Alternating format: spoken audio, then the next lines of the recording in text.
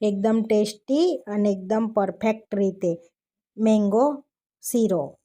તો મેંગોની સિઝન ચાલતી હોય તો આ રીતે અવનવી વાનગીઓ બનાવીને આપણે બધાને સર્વ કરી શકીએ છીએ. એકદમ ટેસ્ટી બનીને રેડી થાય છે. હાય ફ્રેન્ડ્સ, આજે હું શેર કરીશ તમારી સાથે શીરો બનાવવાની રેસીપી. અત્યારે આપણે મેંગોની સિઝન ચાલી રહી છે તો મેંગો શીરો બનાવીશું. એકદમ ટેસ્ટી ને એકદમ પરફેક્ટ, તો ખાવામાં બી બહુ જોરદાર લાગશે. તો અહીંયા 1 કપ રવો લઈ લીધો છે. તો કોઈ પણ રવો લઈ શકો છો, ઝીણો યા મોટો. તો જે માપથી રવો લીધો છે ને એ જ માપથી આપણે દૂધમાંથી બનાવીશું. પાણીનો ઉપયોગ જરા બી નહીં કરીએ. આગળ આપણે દૂધ લઈ લેવાનું છે. તો આપણે 3 કપ દૂધ લઈશું. એક મોટા વાસણમાં આપણે 3 કપ દૂધ લઈ લેવાનું છે. તો અહીંયા 3 કપ દૂધ લીધું છે. તો આપણે ગરમ કરવા મૂકીશું એને.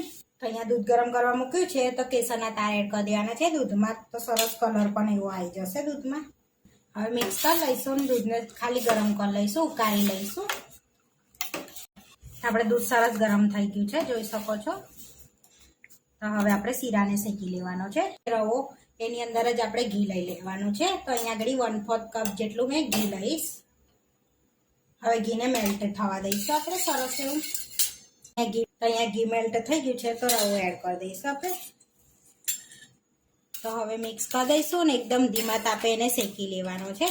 જો ફાસ્ટ ગેસ રાખશો તો તમારો રવો બળી જશે અને ટેસ્ટ પણ નહીં આવે અને કાચો બી લાગશે.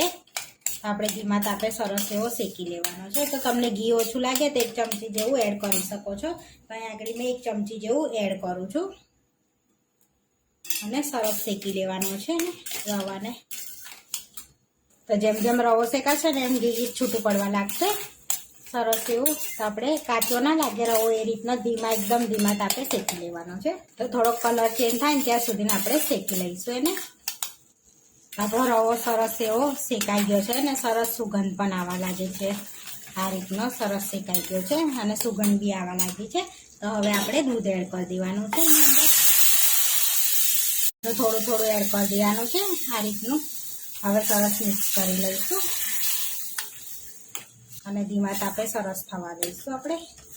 રવો બધું એબ્ઝોર્બ કરી લીધું છે. તો આ સમયે હવે આપણે એ જ માપથી કેરીનો રસ એડ કરવાનો છે, એ જ કપથી. તો અહીં આગળ મેં કેસર કેરીનો રસ એડ કર્યો છે અને બધું સરસ મિક્સ કરી લઈશું આ રીતે.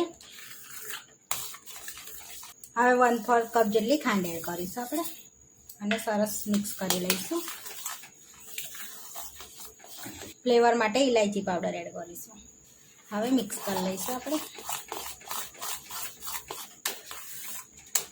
બદામ કાજુ ને પિસ્તાની કતરણ એડ કરી દઈશું અને મિક્સ કરી દઈશું સરસ એવું. અને ઘી છૂટું પડે ત્યાં સુધી આપણે શેકાવા દઈશું એને. તો આપણે સરસ એવો મેંગો શીરો રેડી થઈ ગયો છે, જોઈ શકો છો. ઘી પણ છૂટું પડી ગયું છે. હવે આપણે ગરમ ગરમ સર્વ કરી લઈશું. તો અહીંયા પ્લેટમાં આપણે શીરાને સર્વ કરી લઈશું. હવે ઉપરથી પિસ્તા બદામની કતરણથી ગાર્નિશ કરીશું આપણે, પિસ્તાની કતરણથી. તો એકદમ પરફેક્ટ ને એકદમ ટેસ્ટી મેંગો શીરો બનીને રેડી થઈ ગયો છે. આવા વિડીયો જોવા માટે મારી ચેનલને સબસ્ક્રાઈબ કરો, લાઇક કરો અને શેર કરો અને તમે જરૂરથી ટ્રાય કરો. ફરી મળીશું નવા વિડીયોમાં અને કોમેન્ટ કરીને જરૂરથી જણાવજો કે તમને આ મારી રેસીપી કેવી લાગી.